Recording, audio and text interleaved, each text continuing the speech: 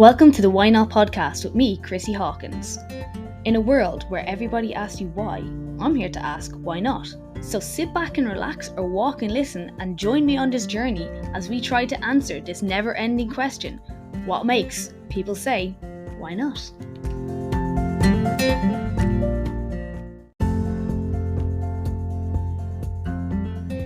Hey guys, welcome back to Why Not. So, we are going to talk about how we're going to eat better. So, are you ready for this? I'm going to give you the tips and tricks that I know work or help work. They do work. If you do them, they work for eating better. Hello everybody, welcome back to Why Not. So, today we are going with how to eat better. Now, I first want to preface this episode with, I'm not going to tell you how to eat healthier, I suppose, or basically when I say better, I mean more nutritious, because there is no bad and good when it comes to food.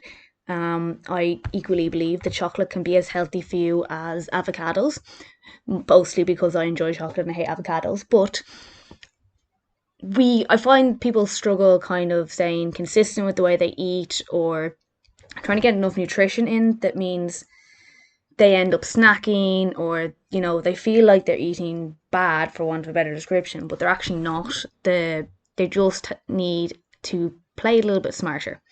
And this is not because it'll help you lose weight. The reason I'm saying this is because you will feel better in yourself. You'll feel more energetic. You will feel fuller for longer. You won't feel starving so quickly.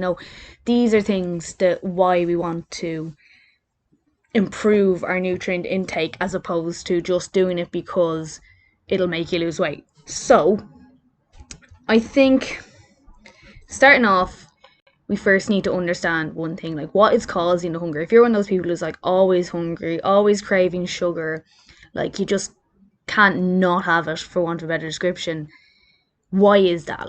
Are you, first off, eating enough? Because firstly, our first sign of hunger is that we are hungry. And if you are not eating enough calories, your body is going to be hungry. If you're ignoring that hunger, it's going to get to a point where it's going to look for those quick, easy carbs, and that's what it's going to want, because it's easiest digestible and easily get the energy into you. So, if you're on a really strict diet and you're hungry all the time, it's probably a sign that you need to eat more, and that will help you beat your hunger. It seems really, really obvious, but that is exactly what hunger cues are for. And it's we don't want to hear that, we don't want to see, why are you hungry all the time? Well, it could be because you're not eating enough because you're hungry. Secondly, what is other factors in your life as well? Are you sleeping well? Because if you are even an hour, I think, sleep deprived, you will start craving sugar as well, because again, easy energy, your body's not functioning as well as it could do because it's not rested enough. So there's one. Are you stressed? Stress can cause people to want to eat, or some people will cause them to not want to eat. And then again, so it's really, really important to identify how stressed you're at the moment. Is there something underlying that you're not addressing properly? Because that can be very common. Do you have some anxiety about something big coming up? This can all kind of trigger hunger, or even, as I said, turn it off. But again, if you're not eating properly, it's not going to be great for you either, because you're going to feel like shite and intensify those feelings as well. Another one is, if you're a girl, depending on your time in the month, that can increase how you feel hunger wise. Sometimes you're more hungry at certain times of the month, and that's completely normal. If you are on a calorie control diet, it can be completely normal to increase your calories by 100 or 2 the week of your period. I've mentioned this a fair few times, but there's plenty of trainers who do this kind of thing, and it's totally okay. And if anything, if it helps you not kill somebody that week or coming up to that week, it's probably better for you. And even just for you, no one wants to feel shitty. So if you can do something that'll help you feel a bit better, I think it's totally worth it. Feeling good about ourselves is important. And at a time when you can be more emotional and feel worse about yourself, why would you make that harder by making yourself hungry all the time? So it's not just for the people around you, it's for yourself to make sometimes it might be hard for you a little bit easier. Um, One thing I was talking about recently as well, I was like, do you drink enough water?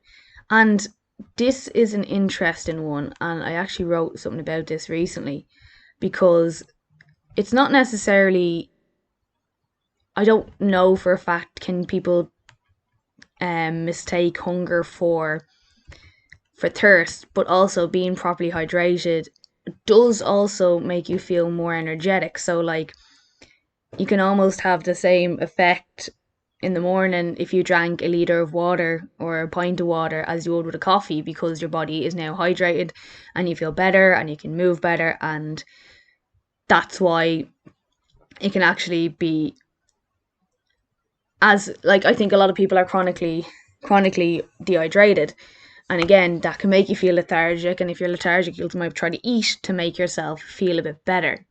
So I do have three really good tips here for drinking more water, because I think people need to do that more and focus on it more. Because I get a lot of slagging because I have a big massive bottle that I bring around me, but that is actually brilliant because it is a 2 litre bottle. So I know I've drank at least 2 litres once I've drank one of them a day. That would be my first tip. Like, get a bigger bottle. Do you know why? Because you don't need to keep refilling it. So I find I drink less water when I don't have a bigger bottle because I have to keep refilling it. I feel annoyed that I have to go refill it. But if I don't have to refill it, I'll drink the whole way through it, and then you get through more water. Same if you're on work, you can have it beside you, and like that, you can just sip on it through the day and you don't have to get up and refill it. Um, so it's like, it's a win-win situation. And I know a lot of people are saying, "Oh, I don't like water. It's really, really boring." Well, why don't you add some flavoring to it? There's so many different types now. Like, there's low calorie ones, there's low sugar ones. You can just have your standard cordial. Like, the amount of calories that are actually in that is really not that much. So like, I don't think people should freak out. You can get different sports drinks now with electrolytes in them, or like ones that have sorry, it's electrolytes, kind of that kind of, but different flavors as well. And again, you just have that flavor in. It means you can drink more without feeling like you're forcing it down. So I think like it's a really, really good idea for people to try this and add cordials and just add more liquid. Especially, we're coming into the summer months now. It's going to be warmer. It's going to get hot. You'll be in the office. You could be out and walking. You could be exercising. Like, I up my water intake in the summer. Everybody should do. People might not be doing that, so just make sure that you try and get water in where you can. And if you can plan around that as well, brilliant. And also, like, just be ready when you first start drinking a lot of water. You may not be up and down to fill your bottle, but you'll be up and down to pee a bit. And it's fun, but it'll get you from extra steps in. Your body will regulate and get used to having that much water in their system, and then you'll be fine, but you do tend to pee a little bit more. But like, this will help your body not hold on to water. As I said, it'll make you feel better. You'll feel more energetic. It's really worth doing because it will improve how you feel. And this could also lead to how you're eating, because as I said, if you feel more energetic, you may not decide to snack on stuff more to try and get your energy up, when you could actually just need to get your water. Um, Making sure we got balanced meals. So we'd want the high protein. You don't want to just be eating a sandwich, like that's just not a lot in there. You don't just eating a salad. We want a nice balance of protein, carbs, and fats, because they're all important, and protein is very satiating. So if you eat more protein, you will feel fuller for longer. So try and get something like a sandwich with a slice of ham isn't really protein. It's not going to keep you going for a long time. So if you can have something maybe with a chicken breast in it, or like, a proper serving of some form of meat, it'll be a lot easier. And the best way to do this is by planning your meals. So if you think about it this way, if you're rushing around all the time, it's very easy just to pick up stuff, if you plan your meals in advance, like when you're making dinner the night before, if you add an extra portion into that meal that you're making, you can pop that in a lunchbox and bring it to work, or you can pop in the fridge and reheat it in the morning if you're working from home. Or, it makes it that much easier, because then the next day you don't have to think about what you need. You have your balanced meal there. Like, some people do batch cooking and they cook for the week, and some people don't want to eat the same thing every day. So what they do is they would make just a little bit extra. And the thing about this is as well is you don't have to be measuring everything to make sure they're perfect portions. Just try and get a good sized bit of protein in your meal. And a lot of the time, oftentimes people can do great without having, you don't have to track stuff, but just kind of try and play a little bit smarter, I suppose. And again, this is not about weight loss, it's about your feeling better, you feeling more nourished, you being able to function better and making your quality of life better because of it. Weight loss could be a byproduct, but if we focus on adding things into our diet as opposed to taking stuff away, it can make it a lot more sustainable long term, because you get used to going, oh, I just make an extra portion here, instead of going, oh, I can't do this. Do you know what I mean? It feels a bit better. You're like, ah, grand, that's me sorted for the morning, you know?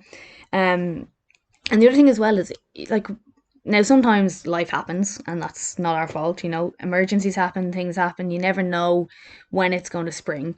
So all the planning in the world can go out the window, but that's okay. That's just life. That's not your fault. It doesn't make you a bad person. It doesn't mean that everything's a failure and you should give up. What it means is you're human and things happen. But what you can also do, if you think, say for instance, some weeks, you're going to be way busier than other weeks, that's completely normal.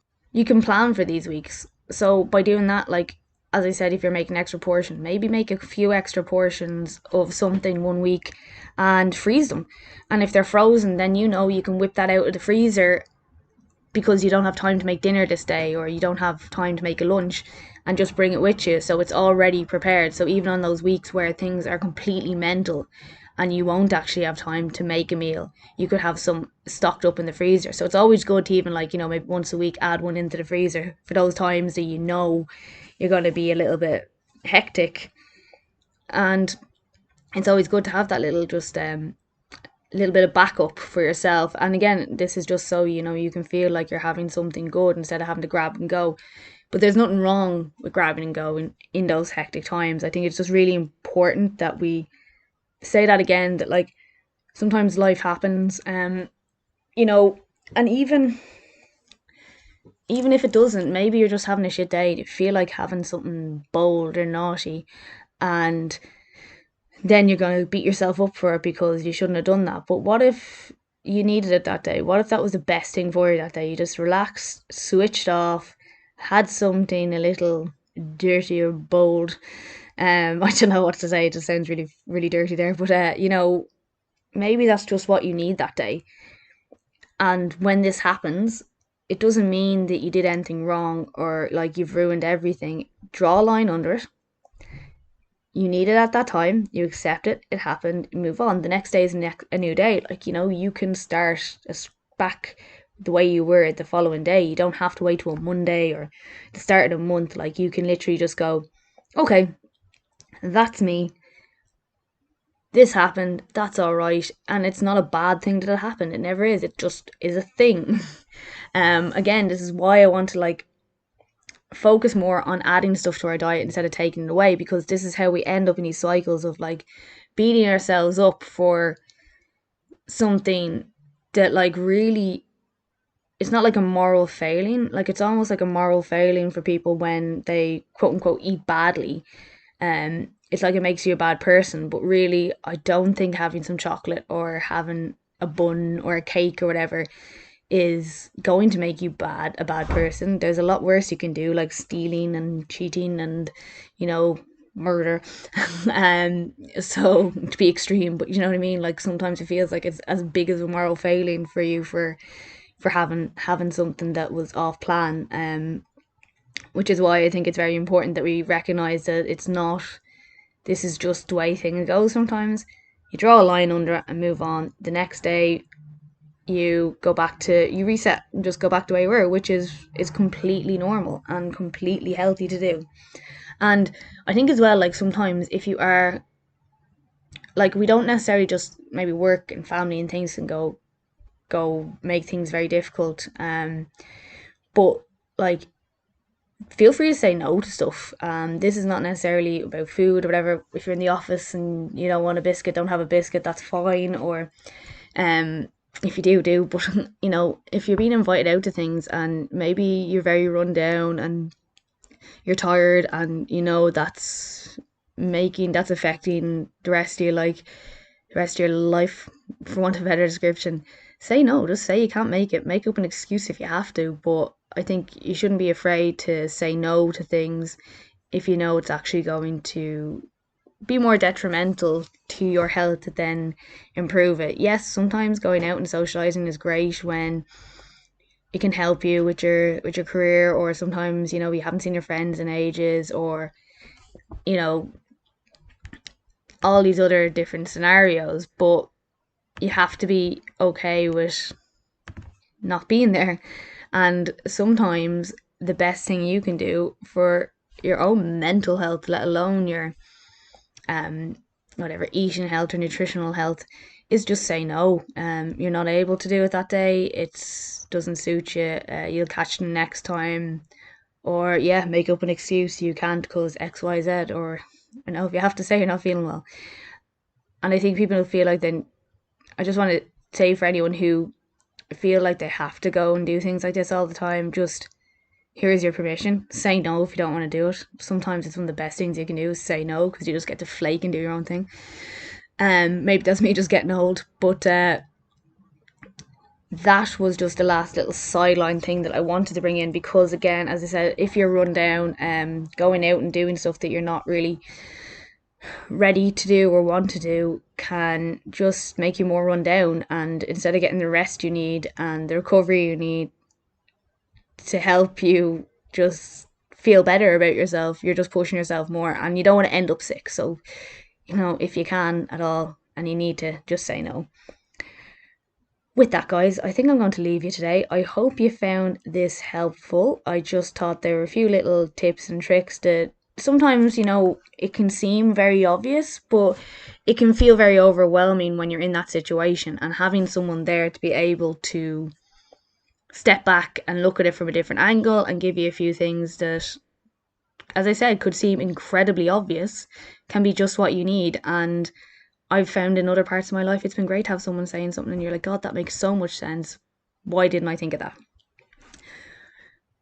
So, if you want to find me, you will find me on Instagram and TikTok. So my Instagram, I have two Instagrams, so it's Chrissy H Fitness. If you are a horsey person, you will find me at strong in the saddle _. I'm also on TikTok at strong in the saddle without the underscore, because I was able to get that one before someone else did. And if you want to find my website, which is where you can find out more about working with me, is www.chrissyhawkins.com. I hope you found this helpful and informative, and I hope it's given you a few ideas if you have been struggling to get like good nutrition in, or I say good nutrition, but good balanced diet. So I hope you enjoyed, and I'll talk to you all next week. I really do appreciate everybody who listens to this podcast. So if you please could help me with the algorithm and leave a review on Apple Podcasts or Spotify. And even, if you want to reach out and suggest topics for me, I'd be delighted to hear from you. Drop me a DM on Instagram or TikTok. And thanks again for listening.